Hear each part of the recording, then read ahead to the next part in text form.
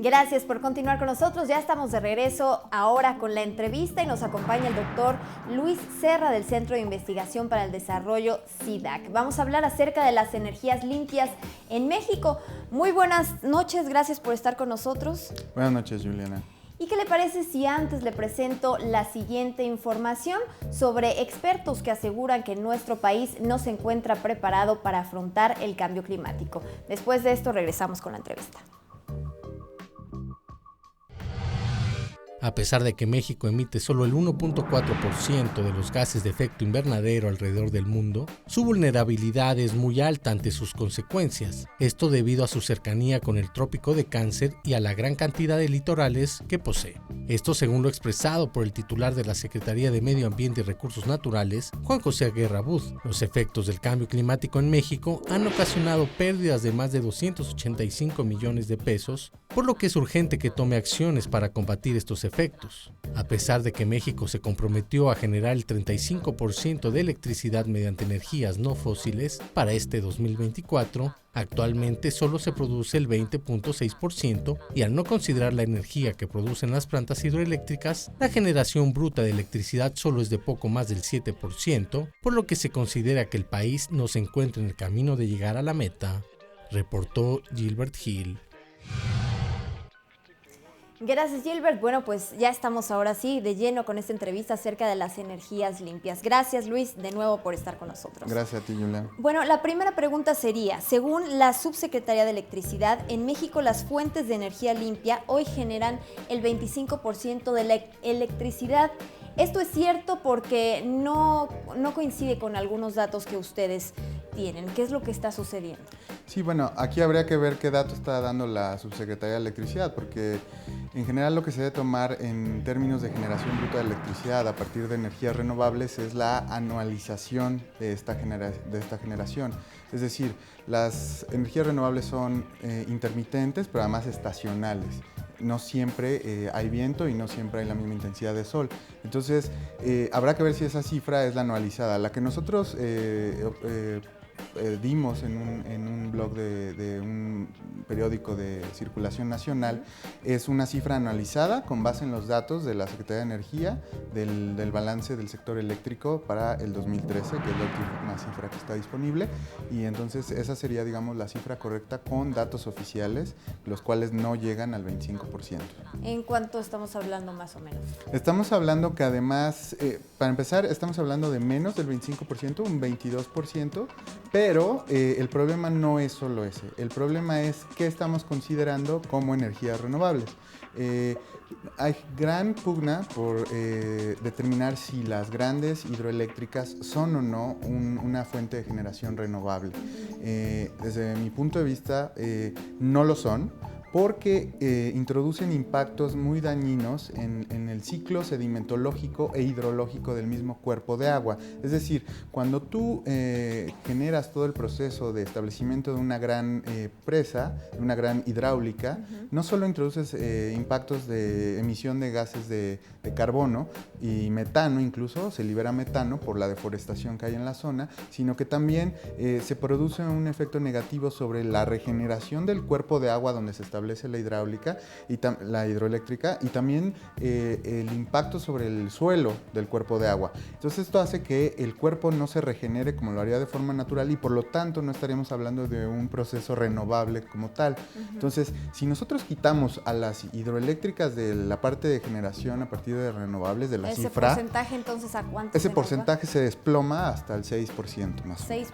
Entonces, que serían las que verdaderamente se pueden considerar como energías renovables: la geotermia, la eólica, la solar fotovoltaica, la solar concentrada e incluso, por ejemplo, fuentes marinas, etcétera. Pero si nosotros quitamos a ese gran rubro de hidroeléctricas, entonces sí estamos ante un grave problema en términos de generación.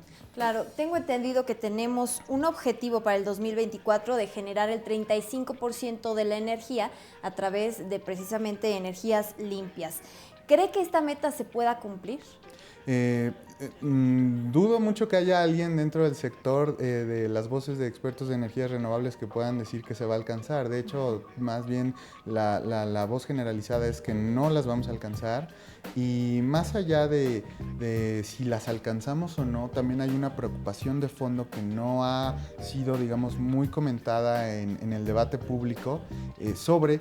Tú tienes la meta de generación para 2024 de 35% de energías renovables de toda tu generación bruta eléctrica, pero también tienes una proyección de tu demanda por electricidad, Claro. que va a ir creciendo a un ritmo de casi 4% cada año durante los próximos 12 años. Entonces esto significa que cada año vas a necesitar generar más con renovables, y para 2024 por supuesto vas a tener que generar ese 35% de un porcentaje mayor.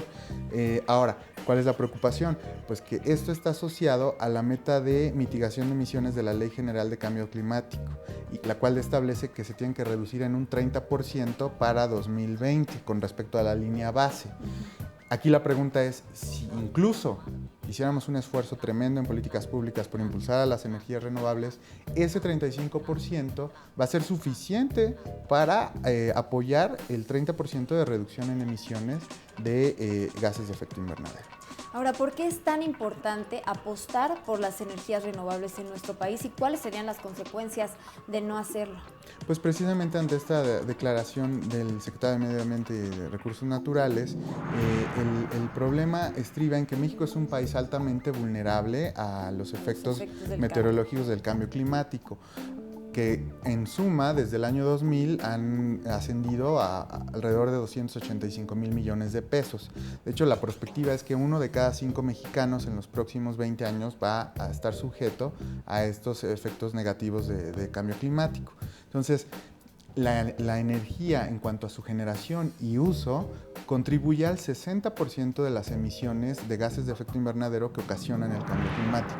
Entonces, por supuesto que no solo usar eficientemente la energía, sino usar fuentes que no sean de origen fósil y que no emitan tantas emisiones de este tipo es esencial. En este sentido, la transición energética del país es vital, no solo para diversificar el portafolio de fuentes energéticas para las actividades productivas y el consumo residencial, sino también para asegurar menores daños asociados a efectos de cambio climático, que a pesar de ser un fenómeno global, México tendría que, digamos, estar contribuyendo con esa parte dentro de lo que, digamos, hace el esfuerzo internacional, ¿no? Claro. Y bueno, ¿cuáles serían esas energías limpias que podríamos aprovechar en nuestro país? Porque tenemos muchos recursos naturales que se pueden aprovechar. El sol, tenemos prácticamente todo el año, está soleado en nuestro país. El viento. Platíquenos un poco acerca de estas energías que se pueden utilizar. Pues sí, la misma Secretaría de Energía tiene muy identificado cuáles son las fuentes que tienen un potencial tremendo en el país y que están siendo subutilizadas a una escala bastante importante, pero definitivamente la energía solar fotovoltaica es la energía renovable que más ha crecido en cuanto a su expansión en capacidad instalada y utilización en el mundo. En México no se ha dado ese avance tan rápido porque el precio de los insumos no ha disminuido a la tasa que lo ha hecho en los países del resto del mundo. Pero definitivamente la solar fotovoltaica, México, más del 70% del territorio nacional tiene una irradiación solar que es mucho mayor a la que tiene el mayor productor de energía solar fotovoltaica en el mundo, que es Alemania. Entonces, definitivamente ese es un recurso que habría que estar considerando. La eólica ahora mismo es la renovable que más se utiliza en el país si quitamos a las hidroeléctricas, y sí hay focos importantes de producción en Oaxaca sobre todo, pero también hay recursos prospectivos muy importantes en Tamaulipas que habría que ver cómo se pueden utilizar por ser una zona de alto riesgo en términos de seguridad para la inversión. Y finalmente la parte de geotermia se va a incluir dentro del nuevo, la legislación secundaria, una nueva ley de geotermia para el aprovechamiento, el uso de suelo en donde están los yacimientos, pero definitivamente el cinturón que está, digamos, en la parte de todo lo que es Jalisco, Michoacán, hacia el centro del país.